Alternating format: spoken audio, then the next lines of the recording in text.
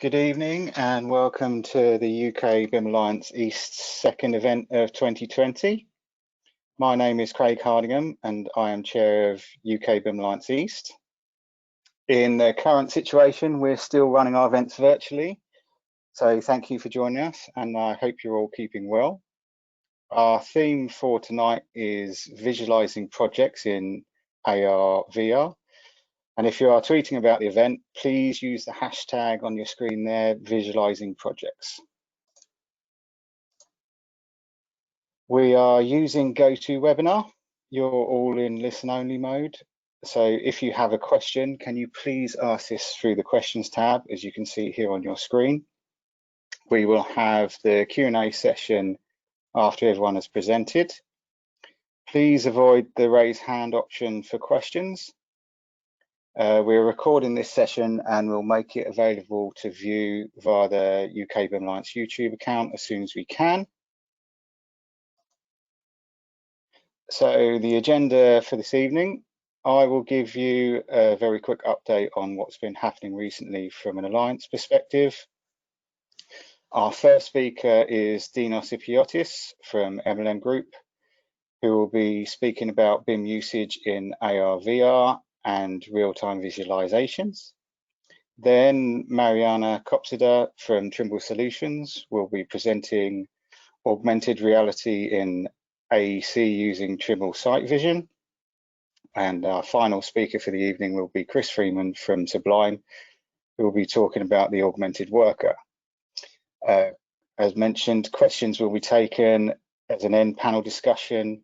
No doubt there'll be lots of questions through this content, which we'll try and answer as many as possible. If your question isn't answered this evening, we'll take those questions offline and answer it directly.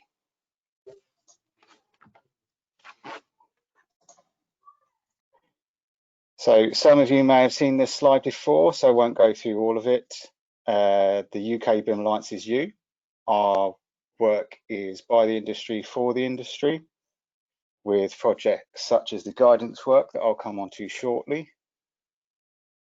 There's a regional hub near you, the East being one of them, or a BIM4 group specific to you. Both the regions and the BIM4s form part of the UK BIM Alliance communities, who are all working together by exchanging support, content and resources to put on events such as this one this evening, with consistent aligned messaging to help digitize our industry. It is open and anyone can be involved. So just to update you on some things that have been happening recently.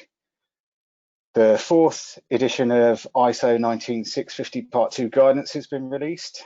That focuses on exchange information requirements, level of information need, information delivery planning and open data. The information protocol to support ISO 19650 Part 2 has also been released to replace the old BIM protocol and align with requirements set out in ISO 19650. Both the guidance and information protocol are available to download from the UK BIM Framework website.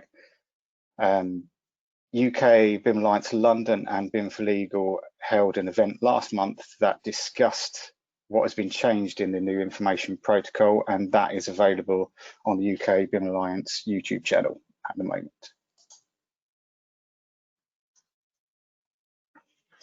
A proposed revision of the National Annex of 19650 Part 2 is currently out for comment until the 15th of July. The UK BIM Alliance communities held the Great British National Annex debate to focus some feedback on this. One outcome of this is a survey that highlights some proposed changes that you can agree or disagree with, which we encourage you all to take part in. A link and QR code to the survey is on the screen now.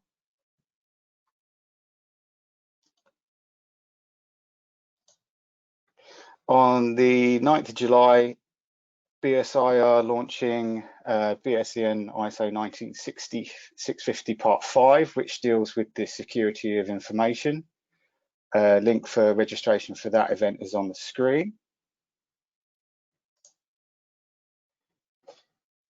The Q2 Alliance Forum and Building Smart UK and Ireland Assemble events were held yesterday. Recordings of these are available on the UK Building Alliance YouTube channel.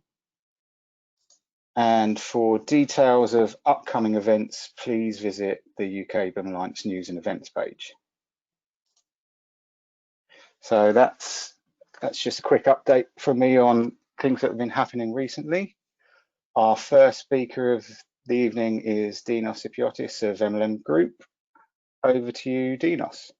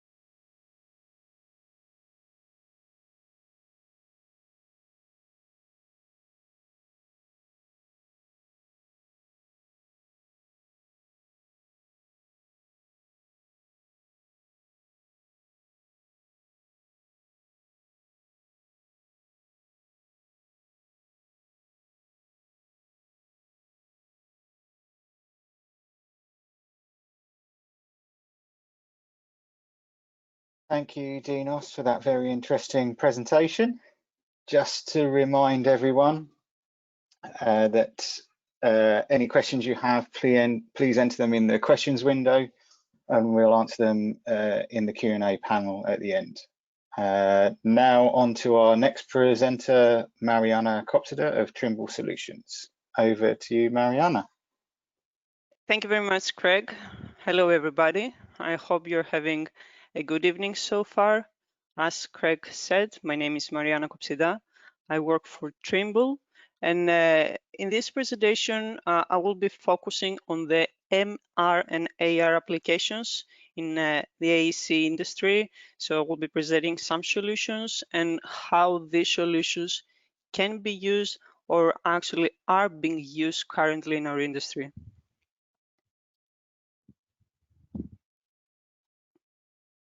Sorry about that, my computer is a bit slow in changing the slide.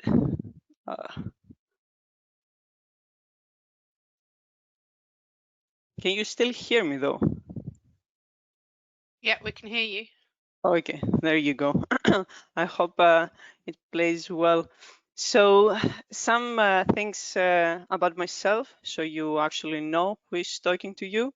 I have a bachelor in civil engineering with specialization in structural engineering, and I also did a PhD in engineering at the University of Cambridge at the Construction Information Technology Lab. And my PhD research was actually mixed reality and how we can use such technology in order to automate progress monitoring inspection of buildings under construction. And then I joined Trimble, where I did a rotational program for 2 years. So I had to change 4 different roles with 4 different teams. So I started with a mixed reality team. Then I also did some rotations with Tekla in the UK, Energy with the NM Group, and my final rotation was with the Geospatial. And now my role in Trimble is Advanced Solutions Manager 3D for the Geospatial division and for the EMEA area. So in this presentation, I will be talking a little bit about AR and MR. Dinos gave some terminology, so I now probably you will know more, but I will also touch a little bit on this in a nutshell. I will also be presenting the solutions that Trimble has of our mixed reality portfolio. But the main focus of this presentation will be the use cases and applications of these solutions. And then at the end of all these presentations, I might be able to answer any questions that you might have. So we keep listening to terms like AR, VR, MR, but I would like to include that slide too and just present in a few words what is what, because I know that Dinos gave the terms for virtual reality and augmented reality, but here I'm adding also the mixed reality. So with virtual reality is basically when we immerse in a total virtual environment, as you saw before from Dinos. Augmented reality is basically when your real environment is augmented, is enhanced by some digital context that you might want to use, some digital information. But mixed reality is actually the merging of those two environments, the real and the virtual, into one common space where you can interact with both realities. So here you can see that we, Trimble, have been in that domain for quite some time. It's a photo from 1997 when we were exploring our augmented reality solutions and how such technology can be used. But you can imagine that the technology wasn't there at that time. You can see the bulk equipment, that kind of a laptop, which might not be as powerful as it needed. But thankfully, we have been a long way since then, and there are some improvements in the technology. And here are the 2 main solutions that we have as Trimble. It's the Trimble XR10 with the Trimble Connect for HoloLens application, and also the Trimble Sight Vision. But I'm also quite happy to now include that you can have an augmented reality based workflow with even a robotic total station. So I will be going through these solutions in more details in the next few slides. So this slide demonstrates that these technologies can actually be used in all the steps of the process of a building construction. So from the design to the construction to the facility management. Depending on the needs, you can use different devices, but the thing is that we design in 3D, we consume 3D information, we interact with 3D information, and such technologies can enable more efficient workflow. So better data interpretation, better data communication, better collaboration. So now about Trimble Mixed Reality. So our mixed reality portfolio consists basically of two different components currently. The XR10, which is the hardware that you can see here at the bottom left, and also the application, which is a Trimble Connect for HoloLens. So basically the hardware, the XR10, it's a construction site version, I will say, of the HoloLens 2 technology. So the components come from HoloLens 2 from Microsoft. But if there is a task that is required to have a PPE, then you need to have a device such as XR10 if you want to use the mixed reality technology.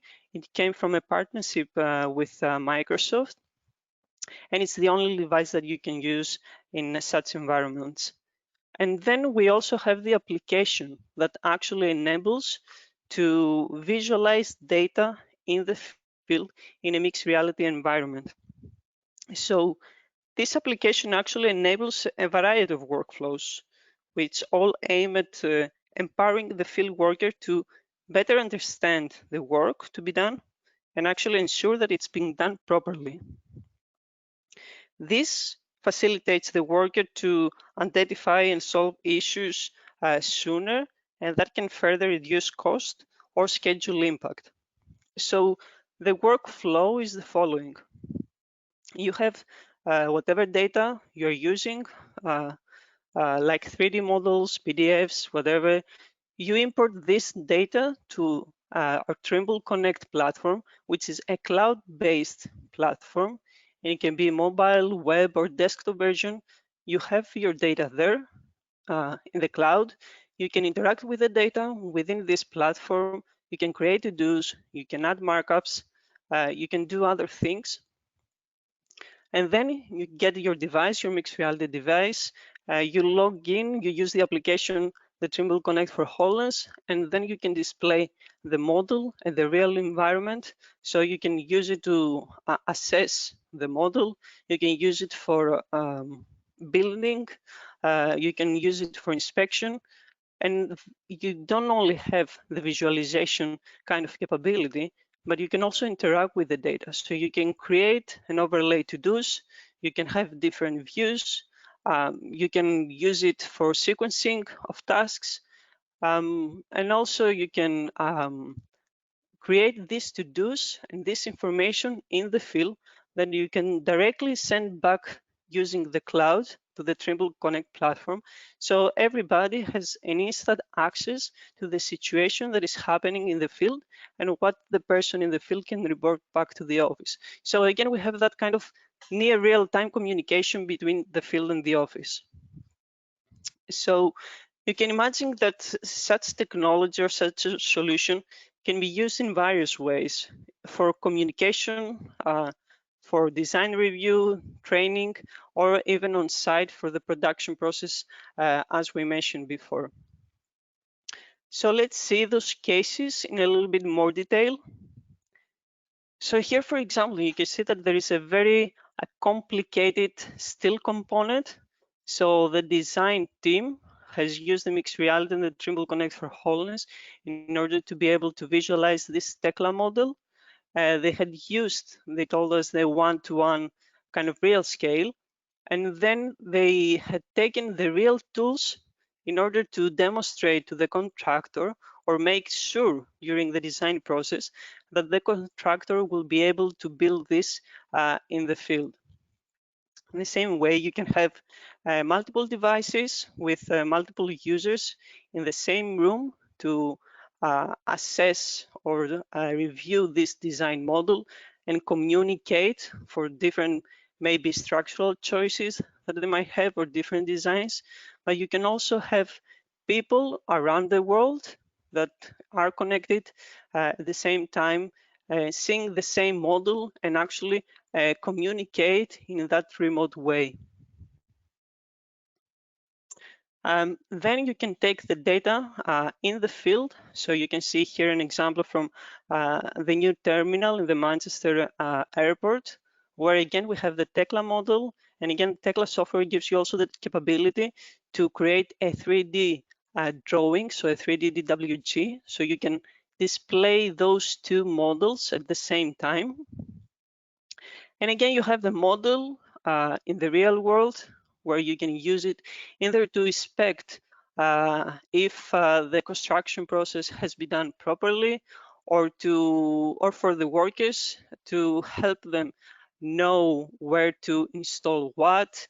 You have all the properties with you, so it's not just a 3D model. It's actually the IFC model with all the information that exists within the IFC file. Or you can use it, for example, to demonstrate to your customers how things will look like in the future, or make sure that the design model that you take from the design team is the proper one, because it will fit in the next phase of your project. Then another interesting use case that we explore was the prefabrication using Trimble Connect for HoloLens and mixed reality. So you see here 4 people, 3 from Trimble, including myself, and 1 person that we work with from Consolis, that we were trying to build these rebar cage by only using the 3D model from the HoloLens. So we didn't use any 2D drawings. And as I said, the 3 of us, we had never done this task before. And funny enough, we managed to build that at the end, because again, it's not only the 3D geometry that you have also the data. So you can click in an object and see what kind of rebar you would like to use, or you're required to use, and then build that. And of course, based on that use case, then we try to make a little bit more progress with it. And we also created a feature where you can create the steps of how you want to build this model. So you have that sequencing of what you need to build, which is quite handy for the people that need to create rebars. And here it's also an example from still prefabrication. Again, we have the 2 data sets, the IFC model from Tekla and the DWG.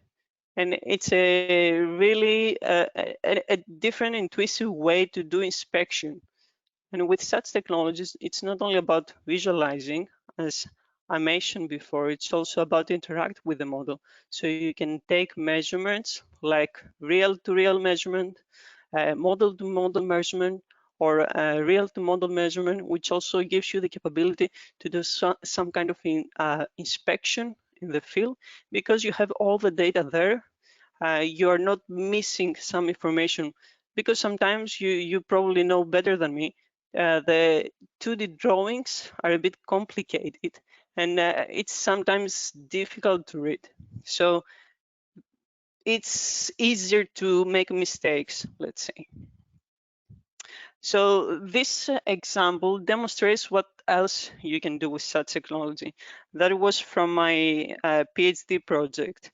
So the white triangles that you see there are actually the capture meshes, the mesh data from the HoloLens. And then I had used the surfaces of the real environment to align a model. And then I used also the surfaces of the model and actually the 3D objects from the model in order to compare automatically the as-built data with the as-planned data.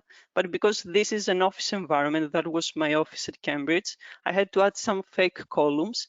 And that's why you see some columns with red, because this application understood from the algorithm that something is missing there. So we are behind schedule because according to the input data, the columns should have been there. So the rest that are green were actually identified as on-schedule tasks. So from the previous videos, probably you saw some common environment. It was indoors, and this kind of technology is used basically for indoors environment because the way the technology works with the depth data. But also recently, we have released quite recently in November a new product, an augmented reality product, which is called Site Vision. But what is Site Vision? It's basically an outdoors visualization tool for spatial data. So the same way that we demonstrated with HoloLens that you can visualize data, you can also display data in an augmented reality environment, but outdoors. The cool thing about Site Vision, it's actually that integrates GNSS and the camera tracking from the AR core. And this is the technology that makes it actually quite robust, because just relying on camera at the moment, it's quite tricky because there are some errors in the process, but with adding the GNSS information, we can have a quite stable system.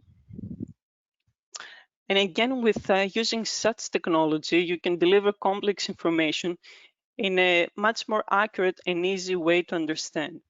So for example, you see on the top left corner, a very complicated drawing. Myself, to be honest, I wouldn't be able to understand what is what, where something sits. So you see how easily, by utilizing such technologies, you can understand the data, where it sits, what kind of data you have. So it makes the whole data interpretation much more efficient. And again, it's not only about having the data with Site Vision 2, the 3D geometry, but you also have all the data that sits in the files that you have. This can be attributes from shape files. This can be properties from an IFC, depending on the file, and whatever data sits in the file, then you have access to it in the real environment instantly by clicking on that object.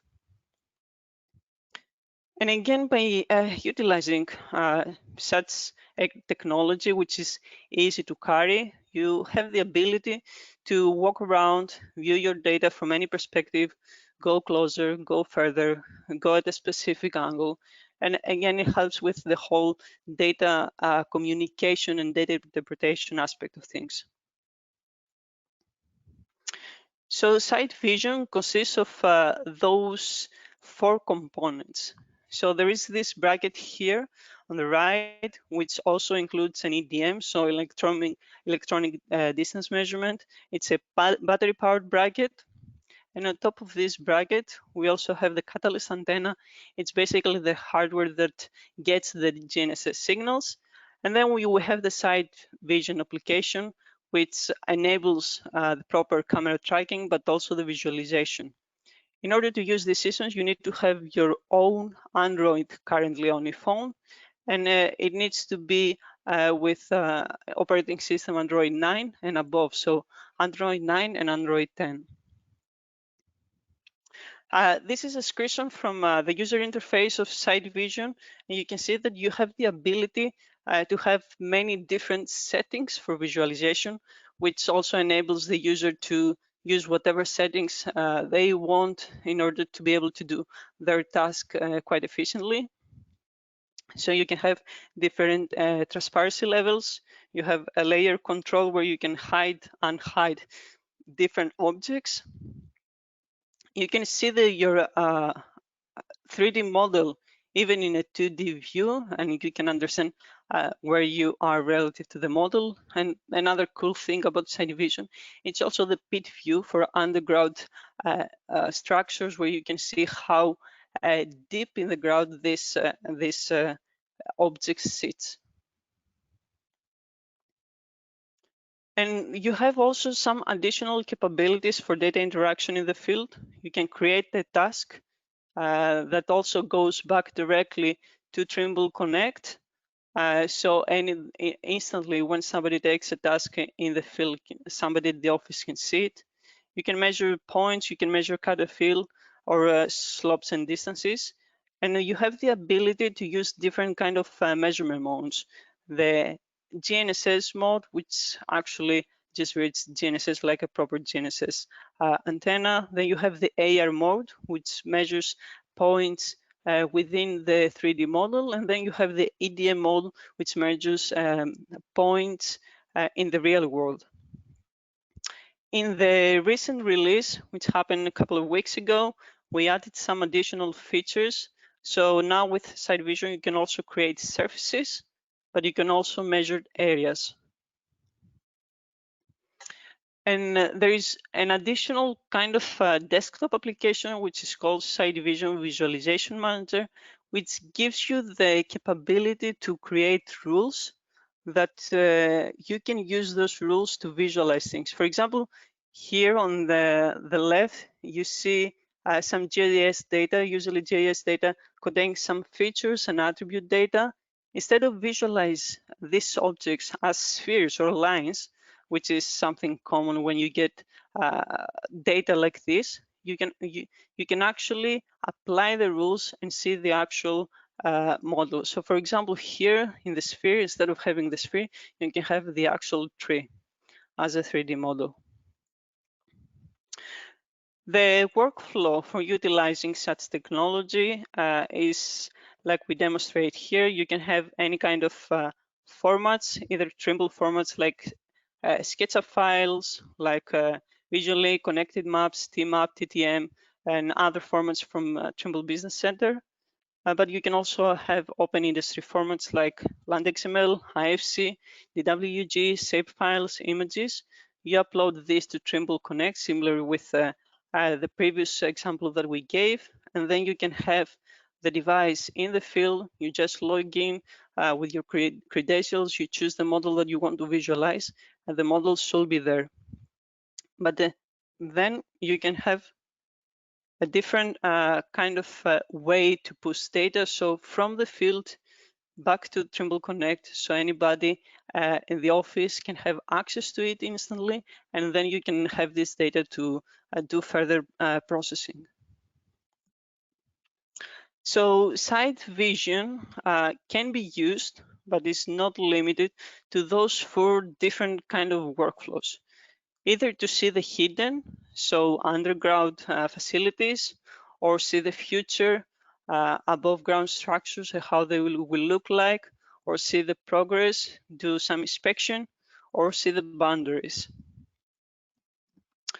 So now we will presenting these use cases in a little bit more detail. So you can see a video now from utilities. You can have your services at the right position. You can click in an object, see the attributes. This is a demonstration of the pit view, where you can see how far behind under the ground this sits. You can also use it for above ground services and check the impact that this has in the environment. You can adjust your viewing, as we said before, depending on the user needs. These are the different transparency levels, again, depending on the user needs. How you can visualize the different attributes easily by clicking on the object. And here is a demonstration. Because you have this 3D data, it's much easier to understand if there is something missing. So you can instantly take this measurement, say that there is a point there that probably this is a manhole, and you can report this back to the office. It can also be used for architecture.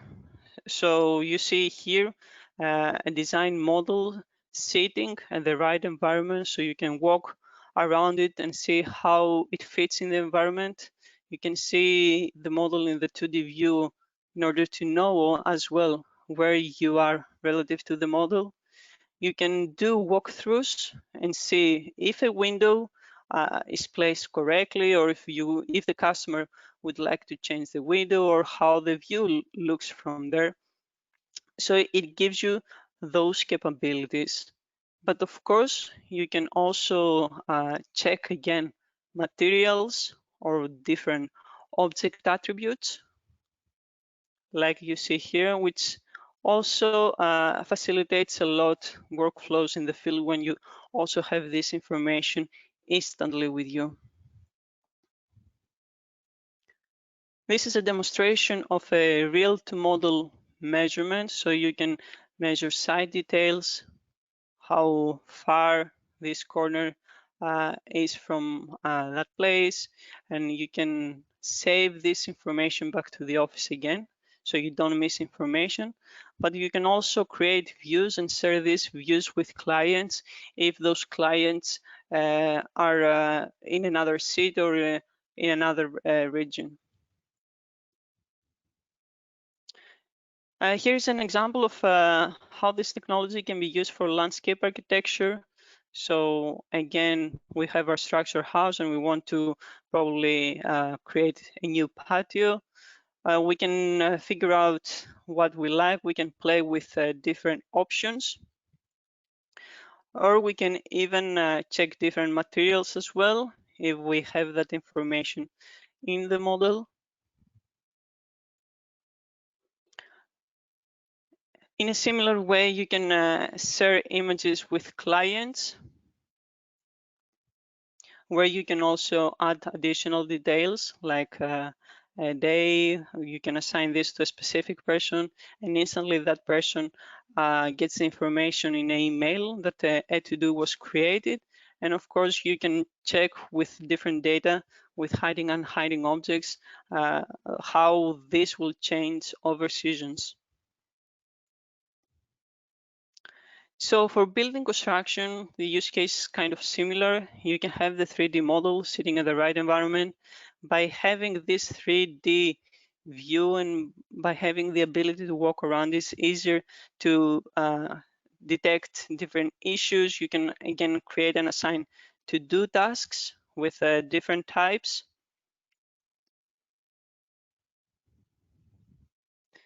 You can identify here, as you see, the omissions, and again create an additional to-do. You have that capability.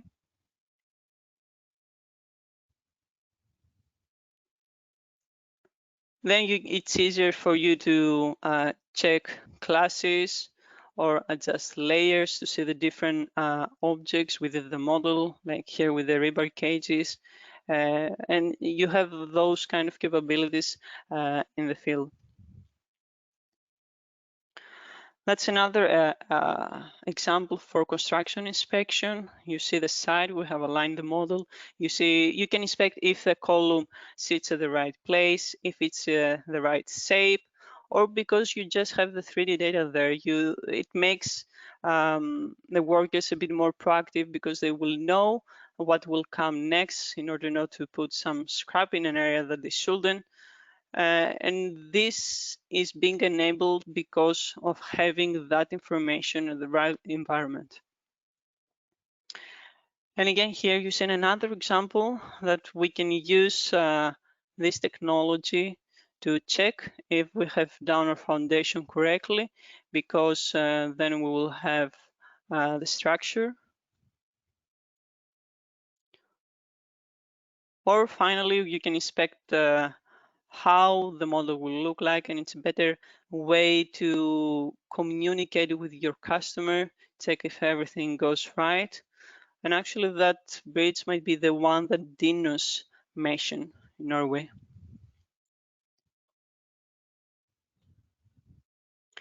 Another nice use case for site vision is the urban transportation, because you can visualize the 3D data. Again, you can compare the existing road with a new design. You can again check the data that says you can use the cross sections to check the service details, where something sits or where it should be.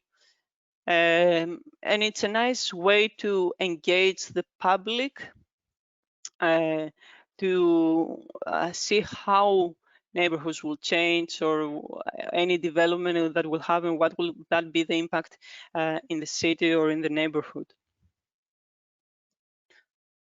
Then you can also be used for civil construction. You can check grades with the different measurements.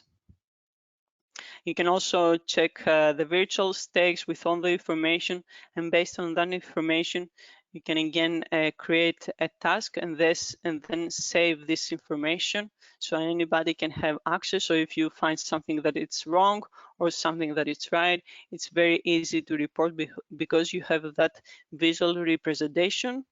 You can sync all the measurements to Trimble Connect, so that's a CSV file that then this CSV file can be input to any software, and you can work with this data as well.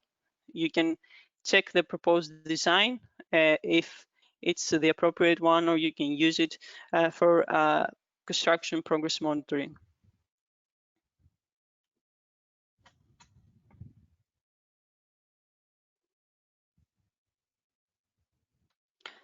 Last but not least, you can also use such technology for boundaries. Another use case that we have been told that is quite important is to demonstrate safety paths in construction sites. So it's for training purposes as well and for safety purposes.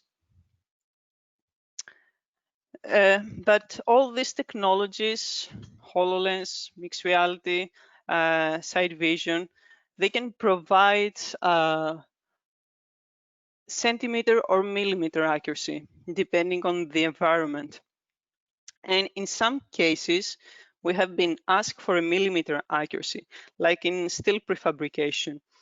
Or instead of just being able to walk around, they were asking what if we can have this hardware stable somewhere and then be able to see that 3D enhancement in a millimeter accuracy.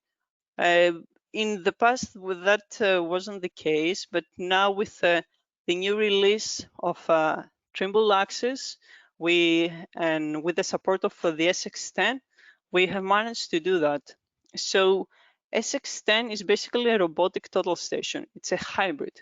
It's a total station that also scans, and it's being used in the field quite a lot because people think that by scanning you can also have the data that you can work later in the office in case you have missed something.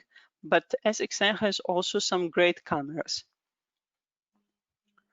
Trimble Access is the field hardware and software that we kind of handle all the field equipment of Trimble, so GNSS, total stations.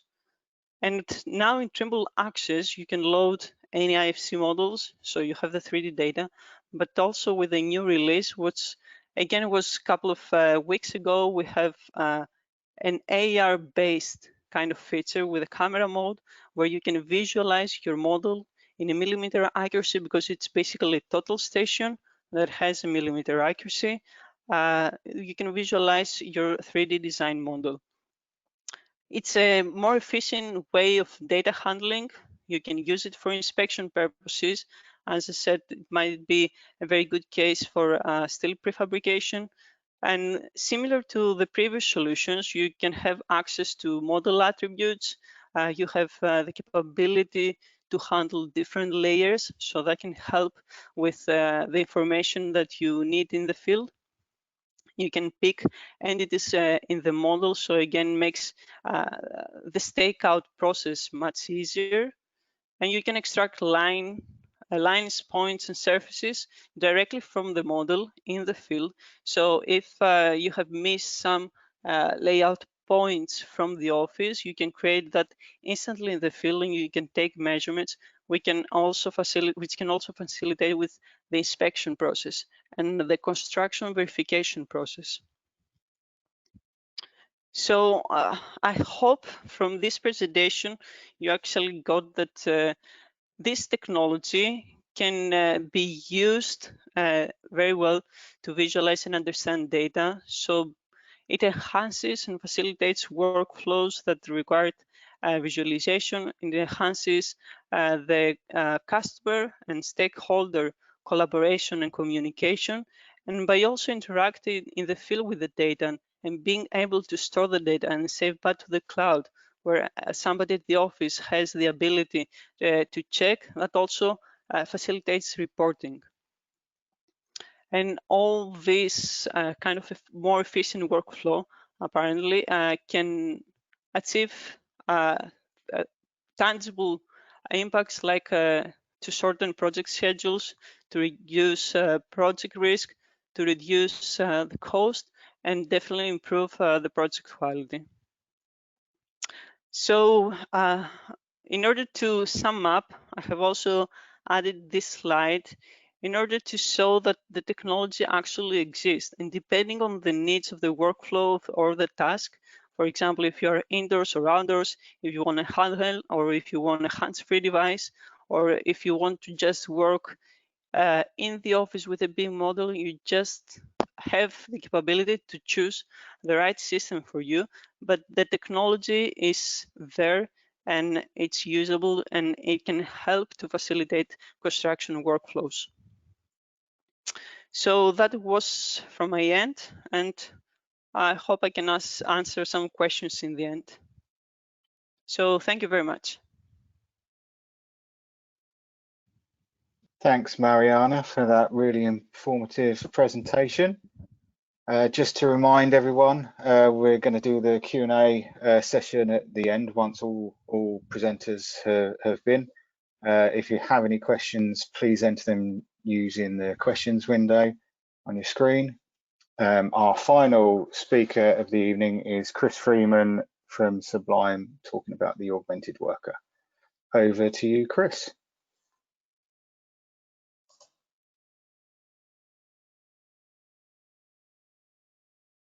Okay, so you see my screen okay? Yeah, perfect. Let me just pause 1 second.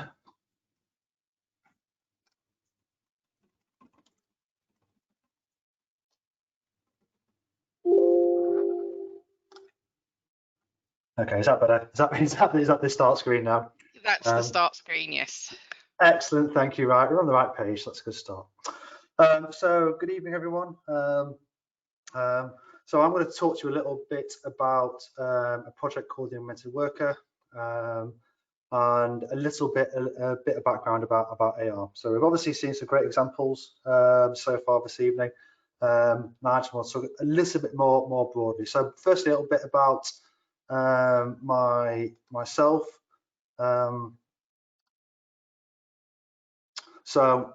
I spent 10 years within the Advanced Manufacturing Research Centre, so that's part of the High Value Manufacturing Catapult linked to the University of Sheffield, where I headed up the digital manufacturing team within Factory 2050. So we did a huge number of kind of digital transformation projects with the likes of Boeing, Airbus, Rolls-Royce, and my speciality was all in augmented virtual reality. And I had a technical fellowship in AR, so I did used to be able to code and do things technical, although I now just seem to move numbers on a spreadsheet, but I was formerly technical. I still hold on to that. And in the past 2 years, I have started working for Sublime. So Sublime, as you'll see for the presentation, actually have a relationship with the AMRC. But essentially Sublime offer a range of kind of virtual augmented reality services across from ranging from kind of bespoke VR applications, training scenarios to large scale immersive experience, so conferences, events. And I head up the R&D side of the company. So I define our VR and AR strategy, and I look after all our R&D programs, including the augmented worker, which we shall come on to in due course. So just to quickly clarify the position. So at the minute, I'm going to be talking about mixed reality. So there's a whole kind of spectrum, which has again been touched on tonight, and it is very difficult for an audience who aren't particularly familiar with the technology to really understand the differences. So again, if anybody has actually got any questions as to the bit of things, I have got a presentation which breaks these down very simply into kind of different areas. So I can go through that if anybody wishes. But ultimately, what we're going to be focusing here is kind of mixed reality. And the core for that is kind of we're looking at translucent see-through displays, active content, and spatial mapping. Now, mixed reality kind of spawned from a couple of key events. So firstly was the Oculus Rift, which was released in 2013. This was a VR device, but this really was the kind of first device that got a consumer market happy with the concept of wearing something on their head, a head-mounted kind of technology. And there've been a few attempts before, but this was the first one that had kind of head tracking, and it was smooth, there was a decent resolution, and it really got turned people's thoughts around, well, actually, putting something on my head to experience content actually isn't a terrible thing. It kind of works. And then after that, we had the Google Glass, much fabled Google Glass, again from 2013. And this was a monocular AR device. So this was a device with a single screen across one eye. And it works okay. It had a number of issues. One of them was kind of expectation management, but there was issues around the battery life, the interaction. But essentially, again, it pointed to the value of having this kind of just-in-time narrative that would sit in a kind of contextualized view just on your peripheral vision. And particularly from an enterprise space, people are going, well, actually, you know what? I can start to see the value of having all this information just at my peripheral vision, but actually still having my hands free, and actually bringing these kind of VR and AR technologies together. Then we kind of this sort of technology race. So what we then saw was kind of the onset of a kind of mixed reality device. And this is these kind of mixed reality devices are able to kind of map and understand the world around them. So it means that actually you can start to place objects onto physical objects without the need for a marker or a QR code. So these were kind of environmentally intelligent, and there was a real step change in capability. And kind of the first one we saw of its kind was the Daiquiri helmet in 2016. And again, it was much hyped. This is a common theme. Much hyped, really didn't deliver. It looked like a hard hat, definitely wasn't a hard hat. You wouldn't want to drop it. It was around £15,000, so it really wasn't cheap. And I think all this showed because ultimately Daiquiri folded. So Daiquiri folded earlier this year, and I think they're an example of great idea, great narrative, just about 5 years too early.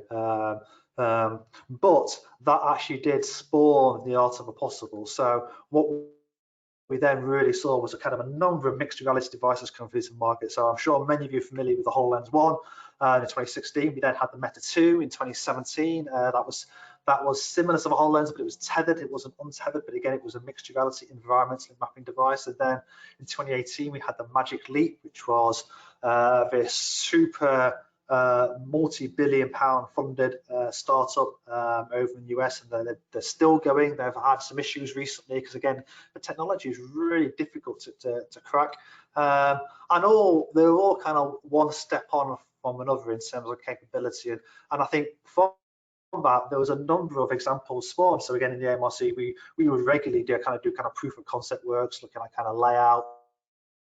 There was lots of work done in planning, and we got to see some really good examples of how the technology might be used. And now, actually, in 2020, we start to see a number of second generation devices coming through, which started at the end of last year, I should say, with the HoloLens 2.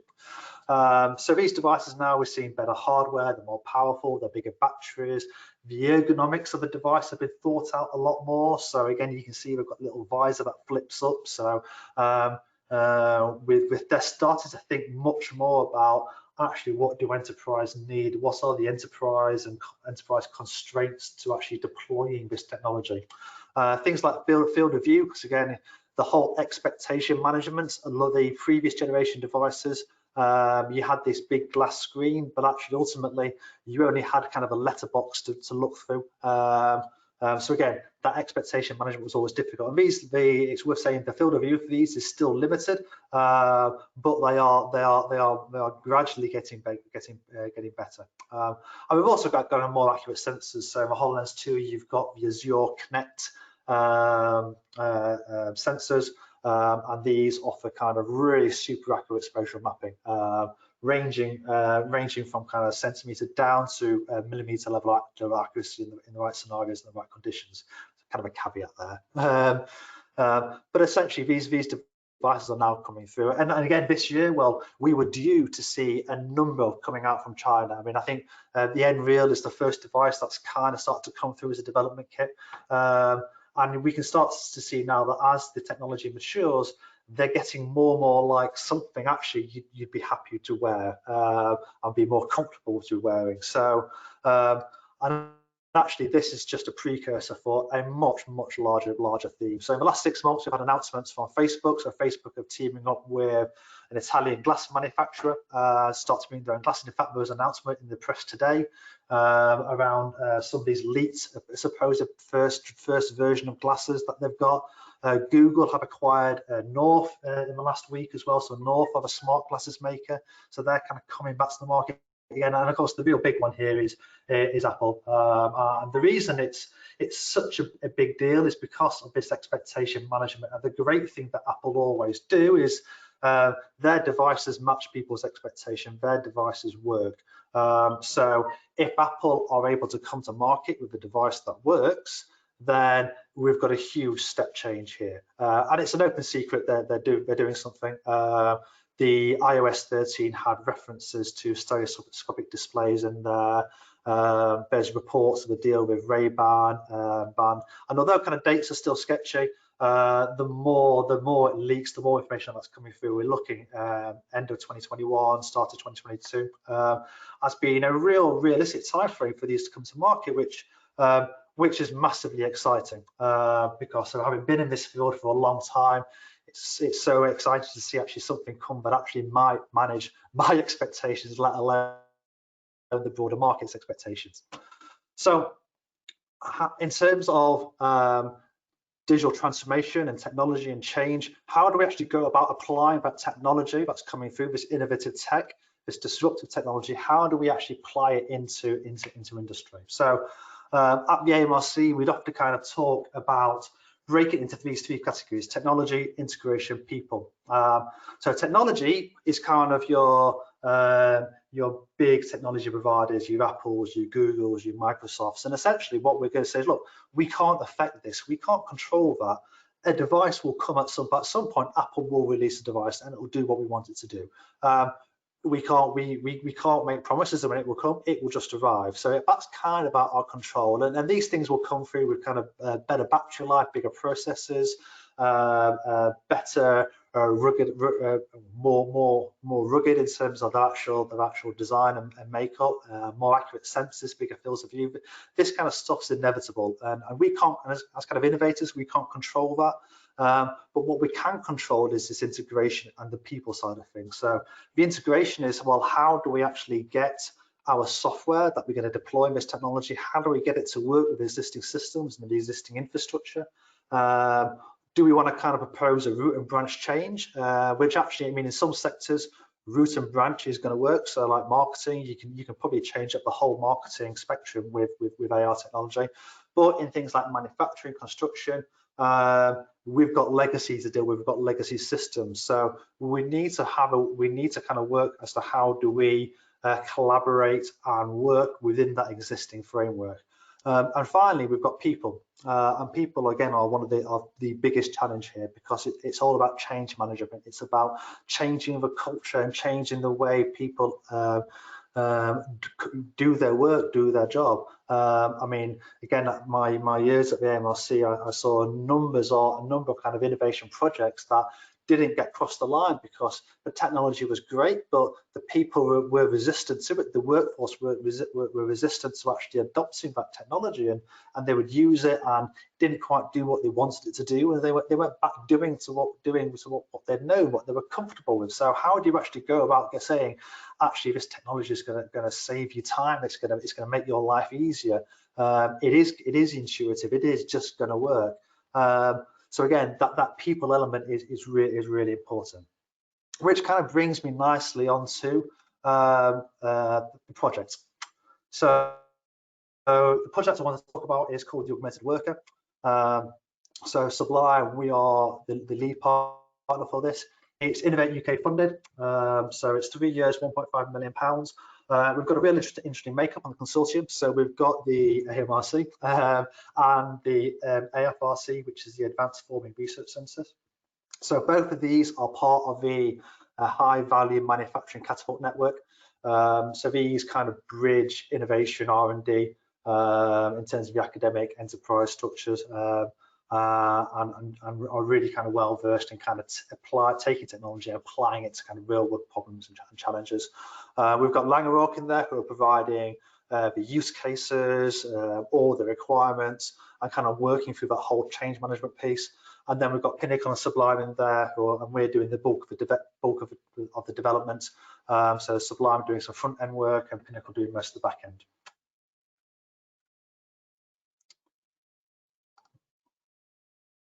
There we go. So again, in kind of lieu of that technology integration people conundrum, we've got kind of two strands to this that are kind of ticking off integration and people. So the technology platform is all about integration and really understanding what systems Langeroog are utilizing, and how do we extract data from those different systems? How do we prepare that data? How do we structure it? How do we actually create a degree of kind of bi-directional communication across that?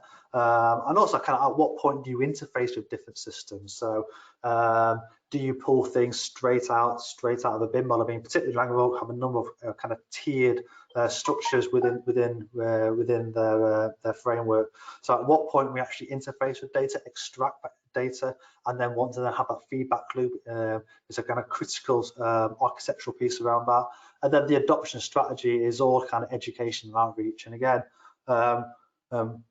we love talking about technology, but actually we see far too many examples of kind of tech for tech's sake and really poorly conceived use cases, which actually really is just damaging the whole digital transformation piece, because we want tech to be used for the right reasons. We don't want to be used just for the sake of it. So yeah, so we're really kind of leaning on Langeroog to help kind of map out how we can complement their existing workflows, and how we can make sure that what they develop is actually of value and is using kind of mixed reality to its maximum. So we've got strategic goals for activity. So it's hands-free, it's heads up. That's kind of fundamental part of the technology. We want to increase the safety. We want to increase improve delivery times and budgets. There's this whole kind of real-time visualization element, which is actually getting this moment of time. And I suppose we've actually seen things come through with the whole digital twin narrative, which is all about this kind of just-in-time information. Can we take a snapshot of a moment in time and understand exactly what's happening in my process at any point in time? And again, AR forms a part of that process, and that's going to be persistent throughout this. That AR is not the solution. AR is part of a much broader suite of technology. AR will provide you with certain things and certain solutions, but it won't fix everything. Again, we want to provide better collaboration and communication, and ultimately the top level goal for Innovate is to improve the implementation of BIM. So what are we actually trying to achieve? So essentially we're trying to build the platform on a series of foundations, and these foundations can be described as kind of a series of core functions. So we've got things like asset tracking and asset maintenance. So understanding what those use cases might look like and what tools we might have to see in there. So for example, we're looking at things like digital job guidance, we've got remote collaboration, we've got kind of process control, process monitoring control. So again, some of these are more bespoke physical applications, and some are more just actual integrations. Well, how do we integrate with this set of data, or how do we integrate with this bit of software? How would we actually go from getting a suitable dashboard view or a suitable heads-up view of that information that's stuck in a third-party system elsewhere? So again, I mean, the way we're trying to talk about the augmented work is how you might essentially kind of start to bootstrap digital content for kind of this AR platform. And when we talk about bootstrapping, we're on about how do we kind of take information that is designed for one medium and one method of delivery and actually just have it dropped onto another medium completely, and it just works. So a bit like where you might have where you've seen kind of the websites improve over the last 5 years when you're viewing it from a desktop or a laptop on your mobile phones. That's bootstrapping. So again, how you approach having something that's viewed on one medium and have it shifted to another medium, but actually that user experience is just intuitive and it just works, and that's where we need to get to with this technology.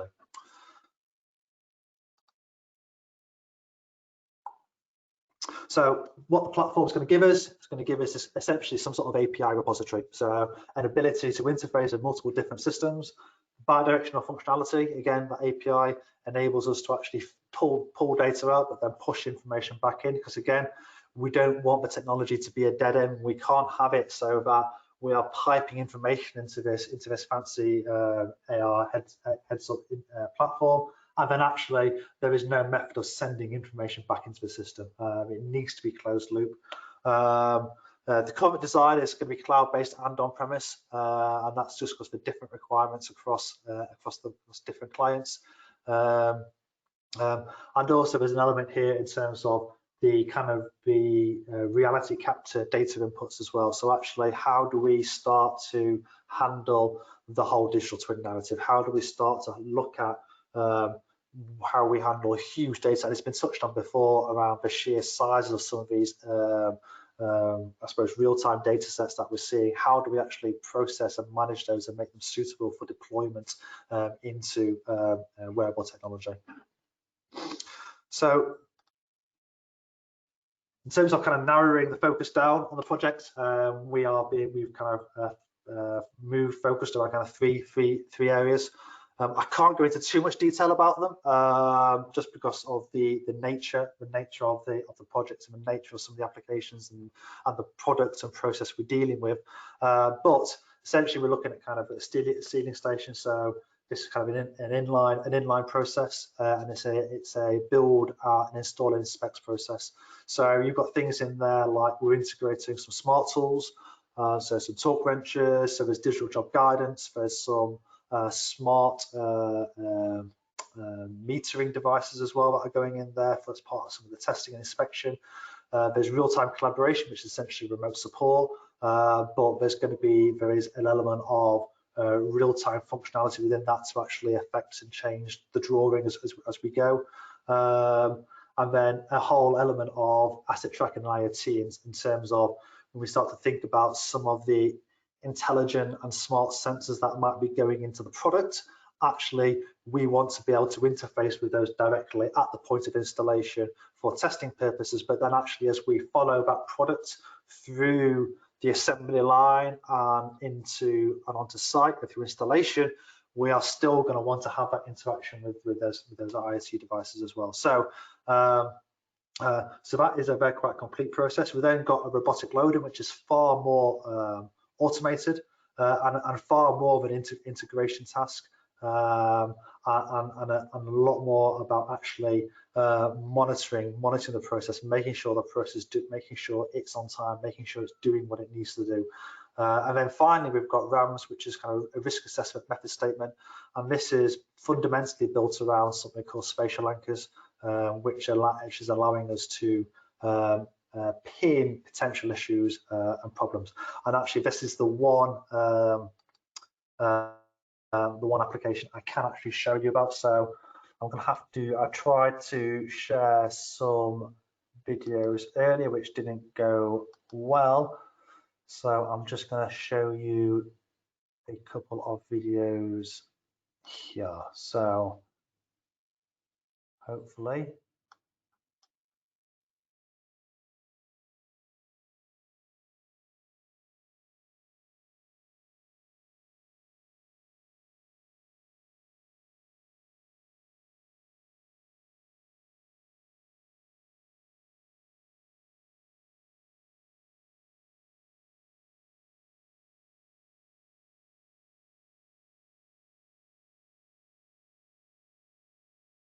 Chris, are you is there sound to the video or are you talking over them?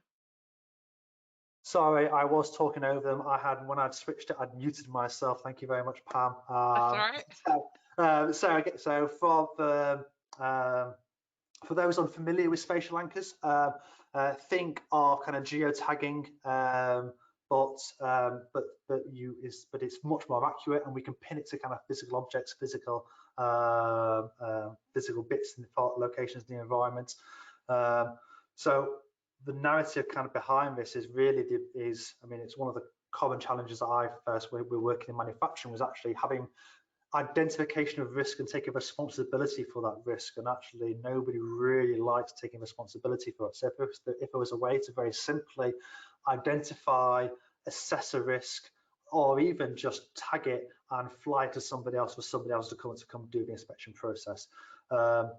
This is the kind of the crux of the application, and actually spatial anchors opens up a whole manner of different potential applications, and kind of RAMS is the first one we've kind of looked at because it's around health and safety. There's a huge number of kind of benefits that we can attach to that, and also in terms of the kind of adoption strategy for the whole platform, we recognize that we're not going to be deploying headsets on site at scale for quite a while until the technology matures, until maybe Apple come with something that's maybe enterprise ready or a bit more ruggedized. So actually we need applications that in the first instance can kind of work on a mobile phone, and this is definitely one of actually we can utilize the spatial anchor ecosystem through Microsoft, and then we can actually start to deploy something on a mobile phone and actually go through quite a lot of extensive testing whilst the headset technology develops. The next video I will quickly show you is a project we did with Skanska. I'm going to unmute myself again this time. So this is actually now a couple of years old, so if you've seen one of my presentations before, you probably have seen this. But again, I think this is a great example as to where we have been as a technology for a good couple of years. And I think the understanding how we could accurately map, overlay, register 3D content onto a site, how we could build a pretty reasonable user interface and have it well thought out. The actual barrier for this application, and the reason it didn't go any further, was the integration. We struggled to create a bi-directional connectivity. So obviously this is being pulled from a 4D planning system. To make this a scalable application, you don't want to have to recreate the environment time and time again. You want it to just automatically update as the 4D plan updates and as the days and weeks maneuver on. There was just no way of doing that at this time. But again, that's where I suppose that's one of the big drivers for the augmented worker. So, well, actually, you know what? If we can start to create this platform, create this ecosystem, well, actually, we can start to really enable people to have more automated methods of generating these experiences. Actually, there's a huge amount of value there. And the last video I'm going to show a little bit of work we've been doing through Revit. And again, it's just kind of linked into the augmented worker as how we can start to collaborate within existing software packages and programs. So we've got a little Sublime plugin that just sits into Revit. We've got a number of different clients that are kind of connected into one thing. So this is one of our portals. and then we have a kind of desktop VR as well. And again, one of the big challenges with doing any sort of design or design change in kind of VR or AR had always been the fact that it was a dead end, whereas actually what we can do here is actually in the HoloLens we can start to actually parametrically control the model. So we've got some key functions in the HoloLens which actually enable you to select assets within Revit and actually drop and change and dynamically amend the actual model. So again, from a remote support, remote collaboration perspective, if there are actual issues on the shop floor or issues on site, there is a method of actually going directly back to engineering, going directly back to our office and start to actually sort those in situ.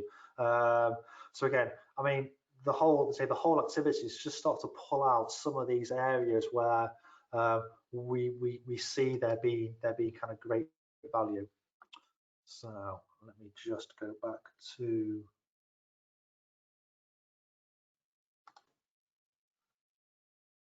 my main screen, and I'll just skip through the 3 videos that you've seen. So finally, the kind of the augmented worker is part of a suite of projects that we're researching at the minute. So and I talked again about kind of AR being a piece of the jigsaw. Well, some of the other big pieces we're also looking at as well. So a big one is vision. I mean, I'm a huge fan of computer vision. It's much underused technology, and I think we want to understand actually, can we start to apply computer vision onto headsets? So the capability of the technology is advancing over time, the spatial mapping capabilities, the quality of the cameras, the quality of the sensors on there. There's no reason actually why we can't start to use that for computer vision based tasks. So some of the things we're looking at the minute are around concrete inspection. So getting you to walk around around a concrete pad and actually start to use computer vision on this headset to actually assess the quality of that pour. And again, from the partner we've been working on this with has also started to look at actually they want to use that as part of a maintenance strategy as well. So actually, when we look at some of our assets, actually how effective can this be to actually enable people to very quickly assess an object, and particularly in the current climate with COVID, where they don't want many people going on site all the time. They want to limit the numbers on site.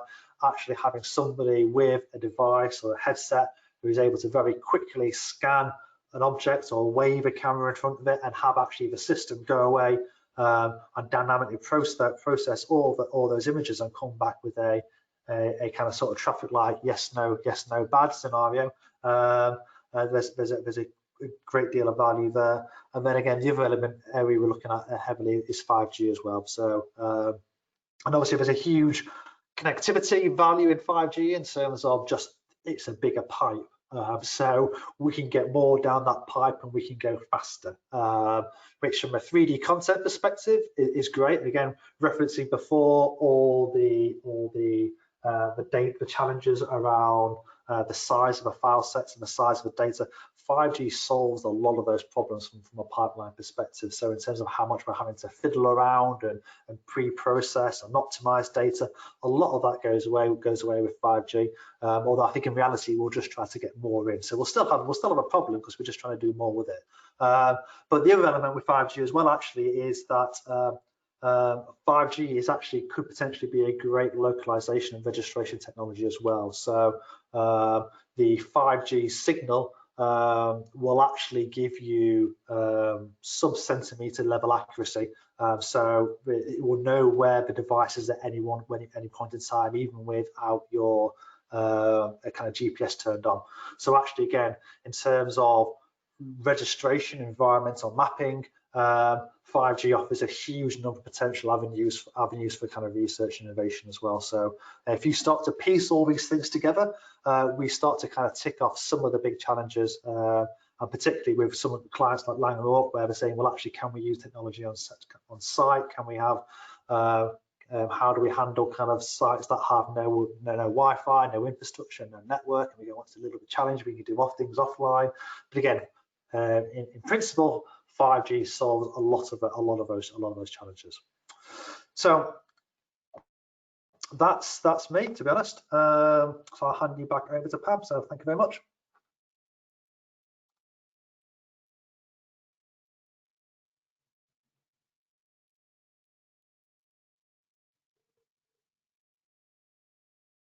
Thanks, Chris.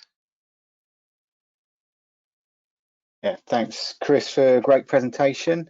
We'll now move on to question and answers session with including all our presenters from this evening. Pam, hopefully we've got some questions come in that we can field to our panel. We don't have as many as expected, but there is one that I think we could ask all the panelists, and that is there any ROI information on AR, VR? What is the ROI? So whoever wants to take that one, Dinos, Chris, Mariella? I will have a quick stab at that. So ROI is a very difficult one. It's one of the things we are trying to tick up in the project with Laing O'Rourke, and I think there's a couple of key problems. So one is actually defining the ROI, and then actually when you've identified it, actually sharing that. So in let's say in the project we were to actually really hit on some huge ROI, and actually there was something that was a massive cost saving to Laing O'Rourke. Would they be willing to share the information with everybody else? And obviously, under the project, we would always share some information, but actually, if it's information directly linked to a process or an asset, again, it becomes a degree of sensitivity. There has been a lot of work done within the Augmented Reality Enterprise Alliance around ROI, and there are tidbits of information out there. But again, I think it's something about the whole sector is striving towards to create quantified ROI, because I think we can qualify a lot of the value. I mean, it might mean it's something that Trimble might be able to add on, because obviously they've got applications in the world. So I don't know if any of their clients have come back with defined process timings, improvements, or cost savings. So yes, the thing is that our customers see the value for utilizing these technologies. It's quite difficult to quantify though, and check the tangible benefits. But what they have been mentioning is probably I touch a little bit. It's the fact that you have the 3D data there. You can definitely reduce errors. It helps with communication. So it simplifies workflow. So it makes the work a little bit more efficient, maybe faster. You can reduce errors. But for example, I will give you a real example with HoloLens and Trimble Connect for HoloLens. So we were building our Westminster office in the US, and the contractor used the HoloLens, and actually they identified really quickly by having the 3D model in the real environment, a class. And when we asked him, okay, will you be able to identify that without this? And he said, definitely not, because otherwise we will have already done it. And then we asked, okay, how much money did we save to you? And he said basically 20K just with having the model there. So I'm sure there are many more examples like that, but as I said, it's quite difficult at the moment to quantify, but the impact on the workflows is definitely there. Okay. Yeah, I mean, a lot of the information we see coming through is it's saying the AR is enabling a more streamlined and effective workflow and an effective process. And obviously there are a number of ROI time-saving benefits off the back of that. But it's very difficult to pinpoint which elements are specifically related to the AR, because the AR is kind of influencing the whole kind of the process improvements and the streamlining.